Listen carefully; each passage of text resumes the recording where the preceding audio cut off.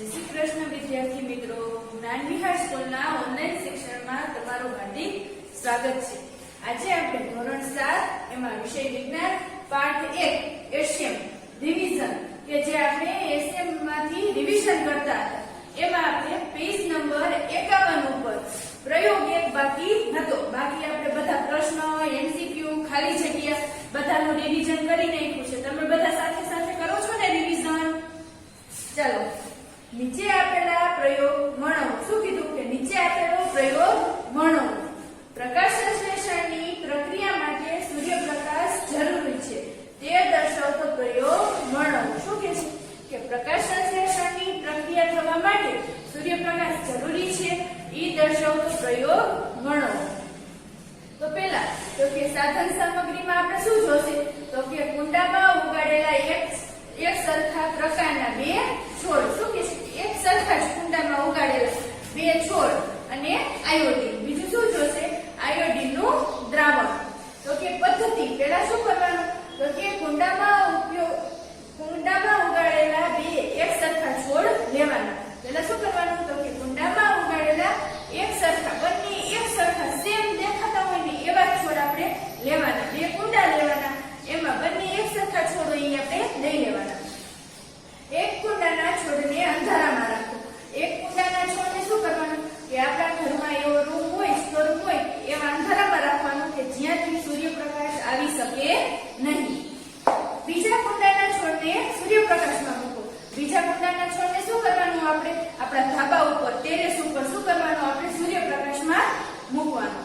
બંને કુંડાના છોડનો નિયમિત પાણી રેડો। શું કહે છે બંને કુંડાના છોડને નિયમિત આપણે જેટલું ઉપલા આપણે ઉપર ધાબા ઉપર મૂકી હોય એ કુંડામાં જેટલું પાણી રેડતા હોય એટલું જ આપણે જ્યાં અંધારામાં આપણે બીજું કુંડું મૂક્યું હોય એમાં આપણે શું કરવાનું એટલું જ પાણી રેડવાનું। 3-4 દિવસ પછી બંને છોડના એક કણ તોડી લો। શું કહે છે 3-4 દિવસ પછી બંને છોડમાંથી એક પાંદડા તોડી લેવાના। દરેક પર્ણમાં સ્ટાર્ચ છે કે નહીં તે માટેની આયોડિન કસોટી કરો। કેમ કે દરેક પર્ણમાં આપણે કીધું હતું કે પર્ણમાં શું હોય છે? સ્ટાર્ચ હોય છે। તો કે દરેક પર્ણમાં સ્ટાર્ચ છે કે નહીં એની આપણે આયોડિન કસોટી કરી દીધી ને આપણે પ્રવૃત્તિ કરી દીધી। શું કરવાનું તો કે આયોડિન કસોટી કરવાની। તમારા અવલોકન નોંધો। એમ કે છે કે આપણે અવલોકન કર્યું હોય એ આપણી બુકમાં આપણે નોંધવાનું છે। પછી અંધારામાં મૂકેલા કુંડાના છોડને 3-4 દિવસ સૂર્યપ્રકાશમાં મૂકો। પછી શું કરવાનું તો કે આપણે જે અંધારામાં જે કુંડું મૂક્યું હતું ને છોડ એ આપણે ક્યાં મૂકવાનું? સૂર્યપ્રકાશમાં મૂકી દેવાનું। ત્યારબાદ સ્ટાર્ચની હાજરી જણાવવા આયોડિનની કસોટી કરો। એમ કે છે ત્યાર પછી શું કરવાનું એમાં સ્ટાર્ચ છે કે નહીં એ આપણે જોવા માટે એમાં પણ શું કરવાનું આયોડિનની કસોટી કરવાની। તમારું અવલોકન નોંધો। આપણું અવલોકન શું હશે તો કે સૂર્યપ્રકાશમાં રહેલા છોડના પર્ણો પર આયોડિનનું દ્રાવણ મૂકતા ભૂરા કાળા રંગનું બને છે। શું કે છે કે આપણે સૂર્યપ્રકાશની હાજરીમાં રહેલા છોડને આપણે પર્ણ પાંદડું લીધું હતું જે આપણે અગાસી ઉપર મૂક્યું હતું એનું પાંદડું લીધું હતું તો એના ઉપર આપણે આયોડિનનું દ્રાવણ મૂક્યું તો શું થયું તો કે ભૂરા કાળા રંગનું કેવું બને? ભૂરા કાળા રંગનું બને। સ્ટાર્ચની હાજરી દર્શાવે છે। જ્યારે ભૂરામાંથી કાળો રંગ બની જાય ત્યારે શું દર્શાવે છે તો કે સ્ટાર્ચની હાજરી। પછી તો કે અંધારામાં રાખેલા છોડના પર્ણો પર એટલે કે જે આપણે રૂમમાં સ્ટોરરૂમમાં આપણે છોડ જે રાખ્યો હતો એ અંધારામાં રાખેલો છોડ હતો તો કે એના ઉપર સ્ટાર્ચનું દ્રાવણ મૂકતા ભૂરા કાળા રંગનું બનતું નથી। આમાં શું થાય છે તો કે ભૂરા કે કાળા રંગનું બનતું નથી।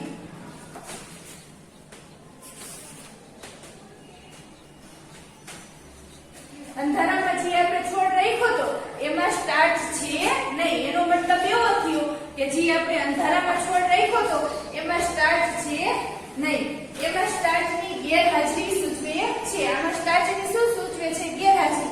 એટલા માટે આ અવલોકન પરથી તમને શું જાણવા મળે કે સૂર્યપ્રકાશની હાજરીમાં વનસ્પતિ પોતાનો ખોરાક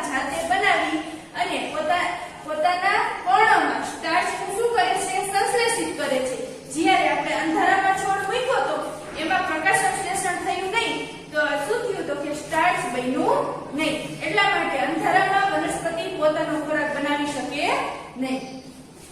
ચલો, અંધારામાં મૂકેલા છોડને 3-4 દિવસ સૂર્યપ્રકાશમાં મૂક્યા બાદ પછી શું કર્યું હતું આપણે? તો કે જી છોડ અંધારામાં હતો, મેં તમને કીધું હતું કે અંધારામાં મૂકી અને પછી વળી એને આપણે ક્યાં મૂક્યો હતો? તો કે ટેરેસ ઉપર, આપણા ધાબા ઉપર મૂક્યા બાદ આયોડિન કસોટી કરતા જો પછી આપણે એને અંધારામાંથી આપણે એને સૂર્યપ્રકાશમાં મૂકી અને આપણે એની આયોડિન કસોટી કરી તો શું થાય? તો કે આયોડિન કસોટી કરતા સ્ટાર્ચની હાજરી બતાવે છે.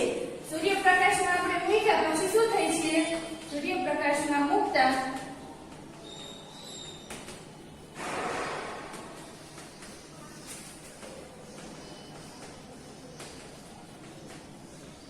સ્ટાર્ચની હાજરી બતાવે છે. નિર્ણય આના ઉપરથી આપણે શું જાણવા મળ્યું? તો કે પ્રકાશ સંશ્લેષણની પ્રક્રિયા માટે સૂર્યપ્રકાશ જરૂરી છે. કોઈ પણ વનસ્પતિને પ્રકાશ સંશ્લેષણ કરવા માટે પોતાનો ખોરાક જાતે બનાવવા માટે સૂર્યપ્રકાશ જરૂરી છે. આ બધાને સમજાઈ ગયું? મેં બધું એસએમમાંથી જેટલું તમને રિવિઝન કરાવ્યું, જેટલા પ્રશ્ન કરાવ્યા એ બધાને સમજાઈ ગયા? હજી જો કોઈને આખા પાઠમાં ન સમજાતું હોય તો એને નીચે લીટી કરી રાખવાની છે. જ્યારે તમે સ્કૂલે આવો ત્યારે પૂછી લેવાનું છે કે ટીચર આ નથી સમજાતું.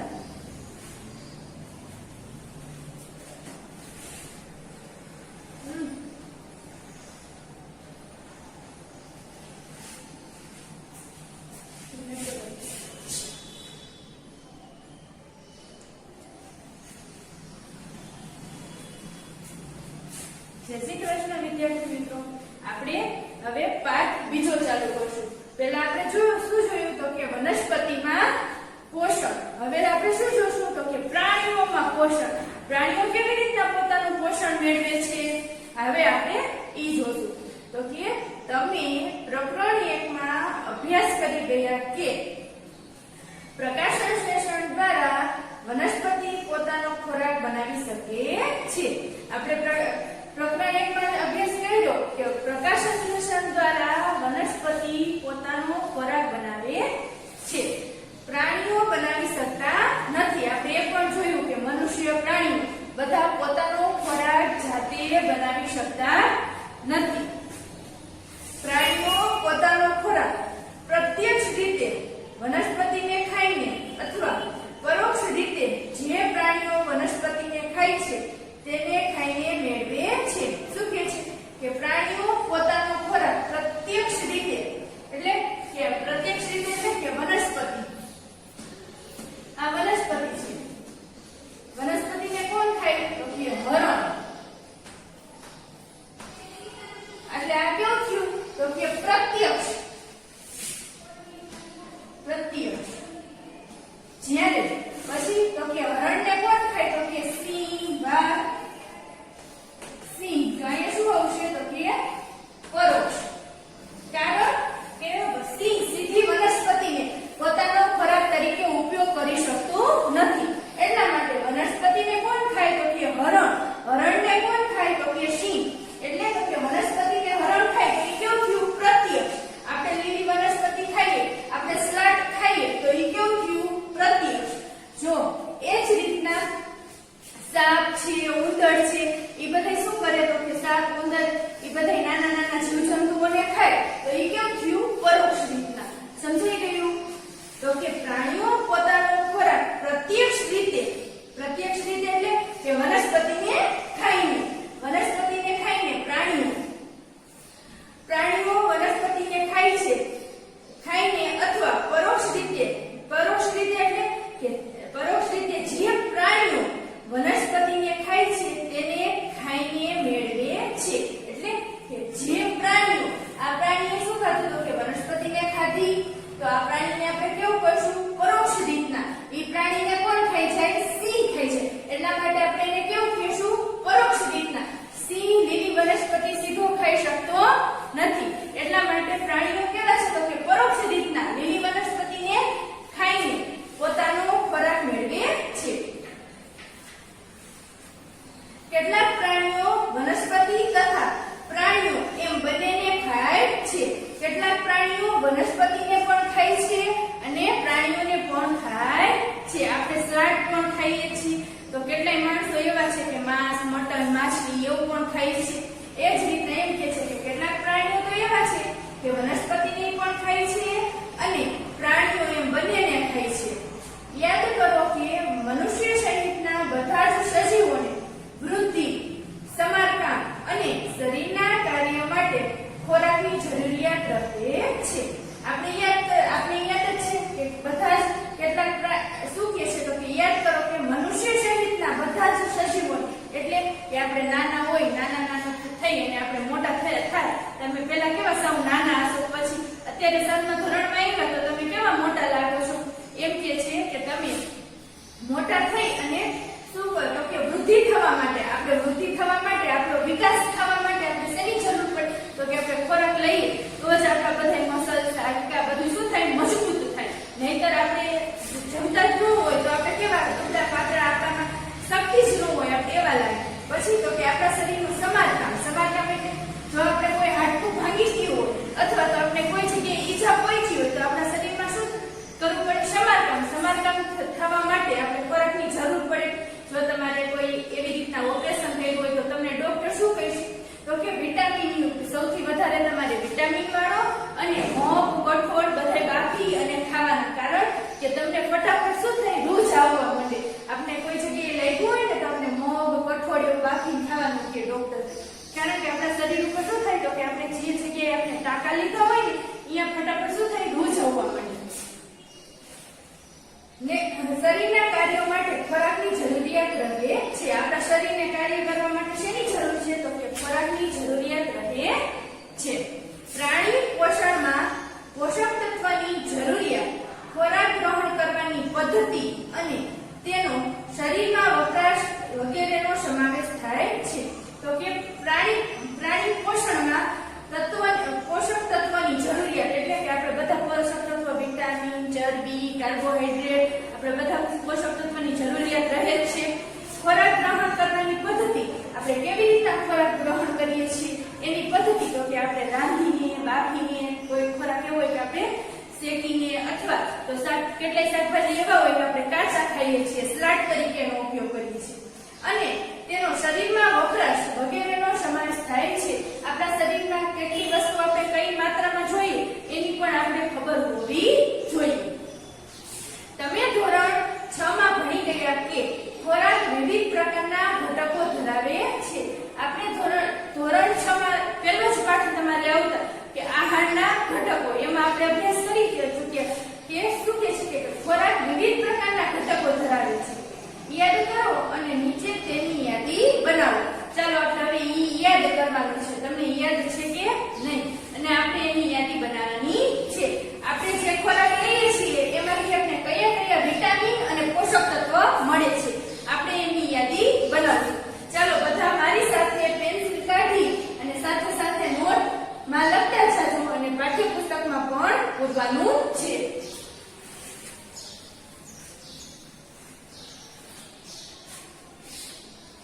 ચાલો બધાને આવડી ગયું. ચાલો બધાને આપણે એક પછી એક આપણે યાદ કરતા જઈએ. તો કે પેલા આપણા શરીરમાં સૌથી પહેલા શું જોઈએ તો કે વિટામિન. શું જોઈએ તો કે વિટામિન.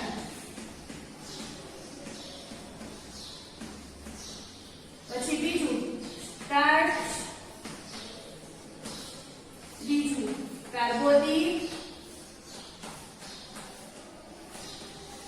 વિટામિન, સ્ટાર્ચ, કાર્બોદિત, પછી તો કે પ્રોટીન,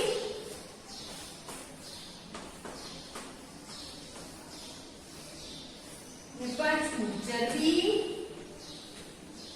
આપણે એવો પણ ખોરાક ખાવો જોઈએ થોડો ઘણો કે જે શું હોય, ચરબી યુક્ત હોય, ને કાર્બોહાઈડ્રેટ. છઠ્ઠું શું તો કે કાર્બોહાઈડ્રેટ.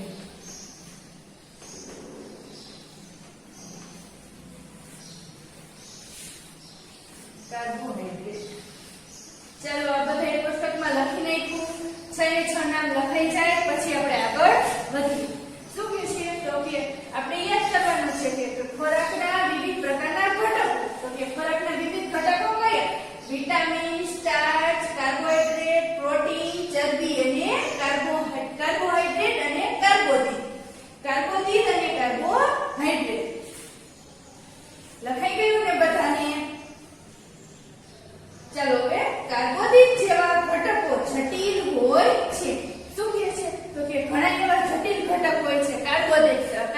જેવા ઈ જટિલ ઘટકો, આવા જટિલ ઘટકો તે જ સ્વરૂપે ઉપયોગમાં લઈ શકાતા નથી.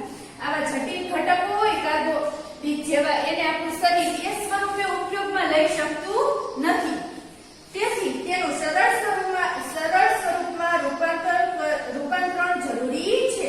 તેથી તેનું આપણે કેવા તો કે સરળ સ્વરૂપમાં, એકદમ આપણે એને સરળ સ્વરૂપમાં એટલે કે નાના નાના ટુકડાઓમાં રૂપાંતર કરીએ છીએ. આપણું શરીર શું કરે, એને નાના નાના ટુકડાઓમાં વિભાજન કરે, રૂપાંતર કરે. જટિલ ઘટકોનું સરળ સ્વરૂપમાં રૂપાંતરની પ્રક્રિયાને પાચન કહે છે. આ વ્યાખ્યા નીચે ખાસ લીટી કરજો. જટિલ ઘટકોનું સરળ સ્વરૂપમાં રૂપાંતર કરવાની ક્રિયાને પાચન કહે છે. પાચન કોને કહેવાય તો કે જટિલ ઘટકો હોય એનું સરળ સ્વરૂપમાં રૂપાંતર કરવાની ક્રિયાને પાચન કહે છે. સમજાઈ ગયું બધાને? ચાલો હવે આપણે જોઈશું કે કેવી રીતના જટિલ ઘટક હોય એનું પાચન થાય. તો કે મોટા ચેઇન સ્વરૂપે આવી રીતના સાંકળ સ્વરૂપે શું હોય તો કે આપણા શરીરમાં જટિલ ઘટકો રહેલા હોય.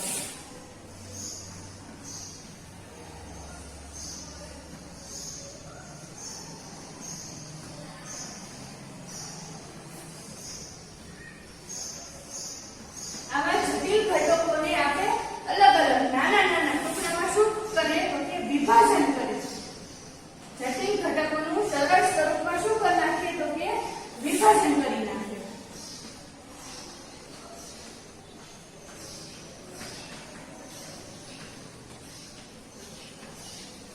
સમજાઈ ગયું બધાને? જટિલ ઘટકોનું સરળ સ્વરૂપમાં વિભાજન રૂપાંતરણની પ્રક્રિયાને પાચન કહે છે. હવે તો કે 2.1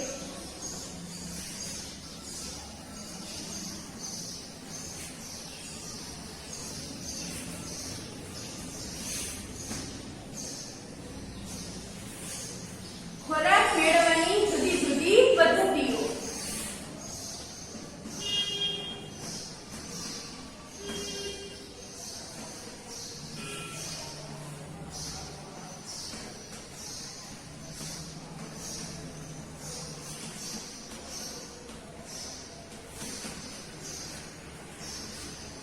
તો કે જુદા જુદા પ્રાણીઓમાં ખોરાક ગ્રહણ કરવાની રીતો જુદી જુદી હોય છે.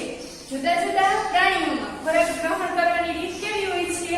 અલગ અલગ હોય છે. મધમાખી અને હમિંગબર્ડ વનસ્પતિઓમાંથી રસ ચૂસે છે. આપણે જોઈએ છીએ કે મધમાખી અને હમિંગબર્ડ, તમે પક્ષીનું નામ સાંભળ્યું છે હમિંગબર્ડ, એ શું કરે છે તો કે વનસ્પતિમાંથી રસ ચૂસે છે. નાનું બાળક અને ઘણા પ્રાણીઓ તેમની માતાના દૂધ પર નભે છે. નાના બાળકો અને ઘણા પ્રાણીઓ શું કરે છે તો કે એની માતાના દૂધ ઉપર નભે છે. આપણે જોઈએ છીએ કે એ ખોરાક લઈ શકે નહીં એટલે એની માતાના દૂધ ઉપર નભતા હોય છે. અજગર જેવા સાપ પ્રાણીઓને ગળી જાય છે. અજગર શું કરે તો કે અજગર આપણે સાપ જોઈ બધે શું કરે, પ્રાણીઓને ગળી જતા હોય. ઉંદેડા, ડેકડા એને ખાઈ જતા હોય છે.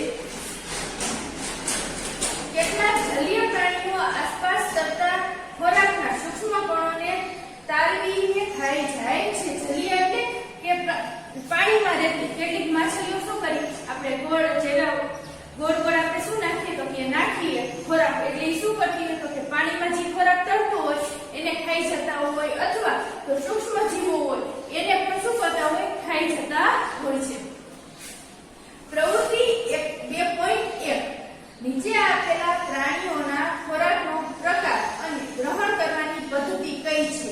શું કે છે કે આ કોષ્ટકમાં આપણને શું આપ્યું છે તો કે કયા પ્રાણીઓ કેવી રીતના પોતાનો ખોરાક મેળવે છે એ પદ્ધતિ આપી છે. તમારા અવલોકન કોષ્ટકમાં નોંધો, તમને વિવિધ ખોરાક ગ્રહણ કરવાની પદ્ધતિઓ જાણવા મળશે. એમ કે છે કે તમને વિવિધ કેવી રીતના બધા ખોરાક ગ્રહણ કરે છે અલગ અલગ રીતના એની આપણે પદ્ધતિઓ જાણવા મળશે. તો તમારે પોતાની સાથે નોટ અને પેન લઈ અને લખતું જવાનું છે. હું તમને બોર્ડમાં કરાવું છું કે કયું પ્રાણી કેવી રીતના ખોરાક ગ્રહણ કરે છે. પેલું શું છે તો કે ગોકુળગાય. ગોકુળગાય કેવી રીતના ખોરાક ગ્રહણ કરે તો કે પર્ણ અથવા જીવજંતુ.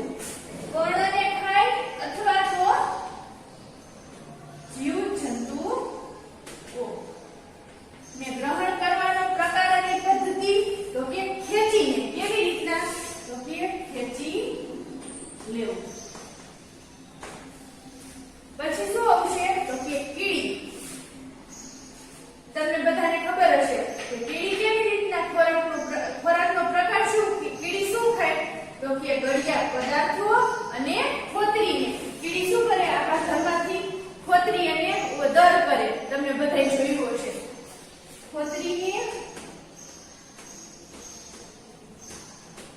અને ગળ્યા પદાર્થો આપણા ઘરમાં આપણે જોયું હશે લાડવા હોય અથવા તો ગોળ પડ્યો હોય તો શું કરે કીડીઓ સૌથી વધારે ત્યાં થાય છે તો એ કે ગ્રહણ કરવાનો પ્રકાર અને પદ્ધતિ તો એ કે ખોરાક કેવી રીતના ગ્રહણ કરે ઈ ચાવવું કેવી રીતના ચાવવું પછી સમડી તો કે સમડી ખોરાકનો ગ્રહણ કરવાનો પ્રકાર તો કે ખોરાક કેવી રીતે ખોરાકનો પ્રકાર તો કે શું ખાય તો કે નાના પ્રાણીઓ માછલી અને ઉંદર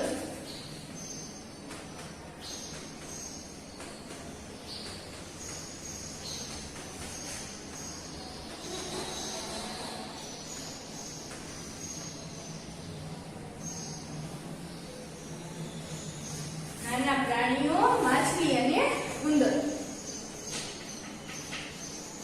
શું તો કે પકડી અને ગળી જવું શું કરે તો કે પકડી અને ગળી જાય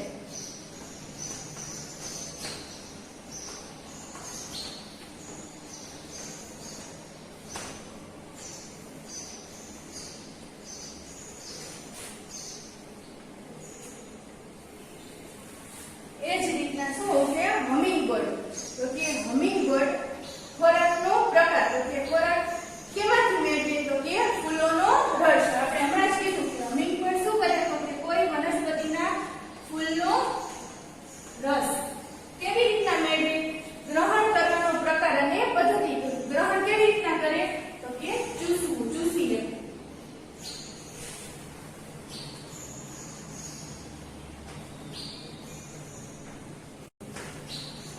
એ જ રીતના જૂ એટલે કે નાના નાના જૂ હોય ને એ જૂ તો કે જૂ શું કરે તો કે ખોરાકનો પ્રકાર જૂ શું ખાય તો કે આપણા માથામાં રહેલા હોય નાના નાના જૂ હોય તો એ શું કરે રુધિર ખોરાકનો પ્રકારમાં શું હશે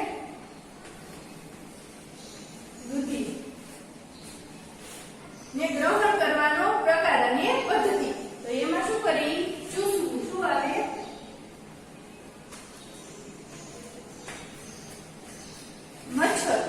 મચ્છર એ શું કરશે ખોરાકનો પ્રકાર તો કે ખોરાકને કેવી રીતના લેશે મચ્છર તો કે રુધિર દ્વારા પોતાનો ખોરાક કેમાંથી લે રુધિર આપણે ગળી જાય ને આપણું લોહી શું કરે ચૂસી જાય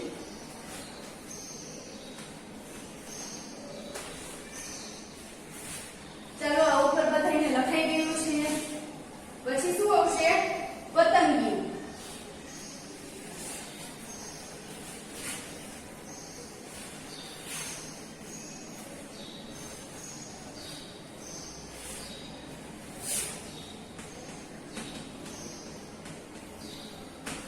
તો કે ખોરાકના પ્રકાર તો કે કેવી રીતના પતંગિયું પોતાનો ખોરાક મેળવે તો કે ફૂલોનો રસ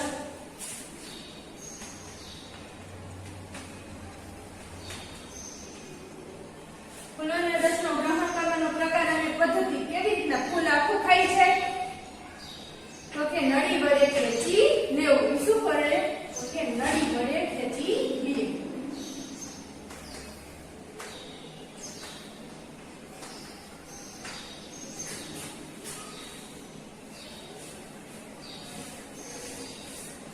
પછી તો કે માખી તો કે ખોરાકનો પ્રકાર માખી સૌથી વધારે ક્યાં હોય તો કે ગળ્યા પદાર્થો અને ગંદા ગળ્યા પદાર્થો ને ગ્રહણ કરવાનો પ્રકાર અને પદ્ધતિ પલાળીને સૂંઢ વડે ચૂસવું શું કરે તો કે પલાળી